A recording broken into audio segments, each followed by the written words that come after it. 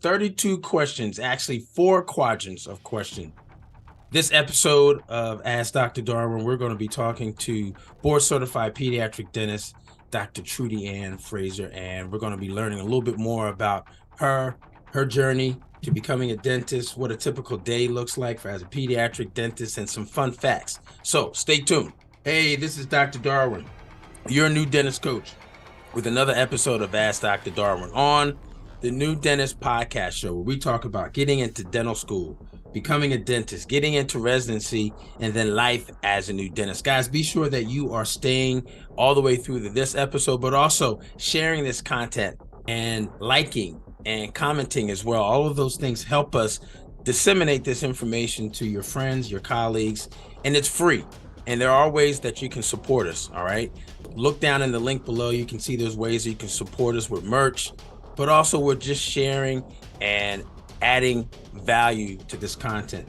So comment, leave your comments down below. If you have any ideas that you want us to explore or topics you want us to explore, put those ideas also in your comments below as well. Also, this episode of Ask Dr. Darwin is being brought to you by GetIntoDentalResidency.com. GetIntoDentalResidency.com, the ultimate resource to help you become an advanced trained dentist, whether it's to become a pediatric dentist, an endodontist, or a surgeon, etc. So if you want to get some help in getting your application together and getting your interviews prepared for that big day, go ahead and look at the link down below.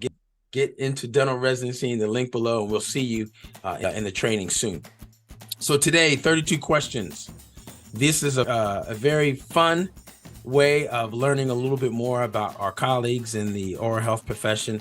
It's a very video series where we ask questions that highlight different dental specialties and focal areas within the profession to gain insight to life as a practicing dentist or oral health professional, or even a resident in training. Now, where did you go to dental school?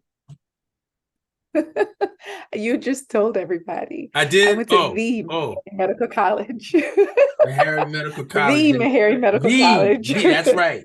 That's the right. Meharry. The Meharry Medical College. That's where my uncle went also. Oh, good. Back in the late 60s and 70s. I wasn't there, Dr. Darwin. No, I wasn't. Actually, I was there. I actually went to his graduation. I have a picture. Oh, wow. I don't know, maybe 2 or 3. And I have a picture. My mom saved a picture of us at his graduation, him getting his cap and gown and hood and all that kind of stuff. Yep. Oh, that's so cool. It's cool, right? Yep. Now, before going to Meharry, did you go right into dental school from Oakwood, or did you do a gap year or anything like that? I did. I think I have one of those traditional paths, and it was a blessing because God knew if I got distracted, I'd have been like, "Oh, I'm going to go work on the news somewhere." I needed to go straight through, so I did high school to undergrad to dental school to residency, and then to work. So there was no gap yearing for me. Right. Yeah, you're lucky. I know a lot of people want to do that, have that same intention and pathway. So that's good. So speaking about dental school, what did you like most about your dental school experience? I am a people person, which is likely the reason I went into peds. And I would say the best part of my dental school experience at Meharry was the relationships that I formed. I have a lot of mentors from Meharry, 2 in particular, Dr. Gerald Davis and Dr. Tawana Ware, who to this day I still talk to. They were intricate in my matriculation through dental school, and especially Dr. Ware. She was very hands-on, which likely attributed to me going straight from dental school to residency, because I remember junior year sitting in her office, her going, what schools, what's your top 5? What are the application deadlines? Put this folder together. What is required? Put everything chart. I mean, she was ABC. She outlined everything for me. I knew when the interviews were. I had to go to her office with my interview outfit. She's like, okay, this is what you're wearing on this day. Let's do a mock interview. She did a mock interview for me. The lady had me She had me together. So I definitely think one of the best things for Meharry were those mentors who became more like friends after graduating. And then a very good friend of mine who was actually a bridesmaid, Septian. Some of my other bridesmaids came to Meharry too, but I'd known them forever ago. But another good friend who practices as a general dentist, I met her at Meharry. And she'll call me if she has PEDO questions. I'll call her if I have GP questions. So it worked well. Yeah. Well, that's the good part. That's the good thing. So life as a pediatric dentist, let's talk about that. We're going to go to the second quadrant here. What made you fall in love with pediatric dentistry? Well, it started in dental school with my mentors. I think I talked about Tawana Ware. Dr. Ware was just so hands-on. And when I was in the PEDO clinic, I felt alive. I felt like I could be fun. To this day, I still wear Wonder Woman. I should have showed up in my Wonder Woman shirt with my cape.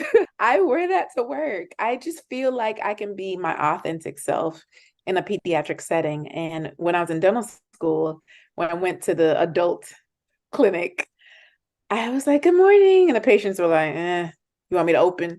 It was just boring. When I went to the pediatric clinic, the kids were so alive. Yeah, they were afraid, but at least I could get down to their level. And they were so impressionable.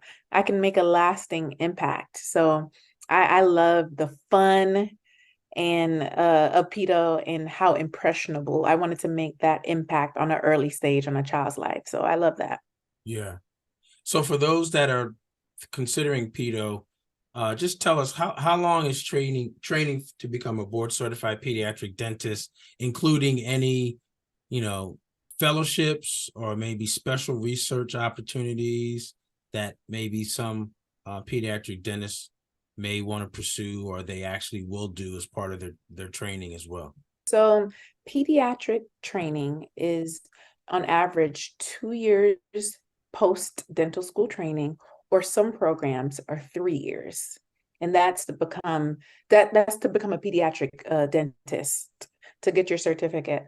I do know a couple pediatric dentists that furthered their career and did a fellowship in special needs dentistry. And I remember, I think it's Jacoby Hospital, it's a hospital in the Bronx, actually afforded that special needs training. So you can either do it. I think one girl did it before she got into PEDO. So she did it between dental school and residency, but I know one other person that did it after.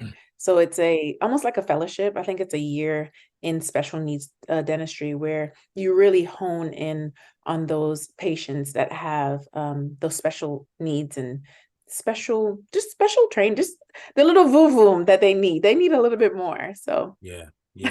And that's so hard to find. Many states, there's not a lot of resources or access points for those individuals that have developmental disabilities, and finding those providers that actually offer services or can accommodate can be a struggle for many families as well. But this has been a sick, as in very informative opportunity. Thanks so much for your sharing your answers to 32 questions with a board certified pediatric dentist. Guys, go to the next video right now. Go to the next video. Love, peace, and smiles. Go to the next video. Go.